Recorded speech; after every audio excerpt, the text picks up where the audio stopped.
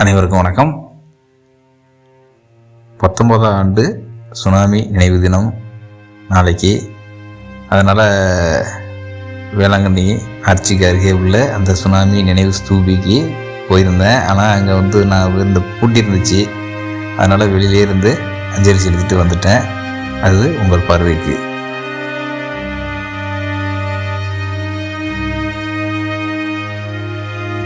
Tsunami என்ற ஒரு அரக்கன், அதாவது 2004ஆம் ஆண்டில் டிசம்பர் 26 அதிகாலையில் வந்த அந்த சுனாமி உலக அளவில் 2 லட்சம் பேர் கொன்று குவித்தது. அதில் தமிழ்நாட்டில் மட்டும் 10,000 பேருக்கு மேலே இருக்கும். அதுலேயும் நாகப்பட்டினம் மாவட்டத்தில் 6,000 சொச்சம் உயிர்கள் காவு வாங்கப்பட்டது.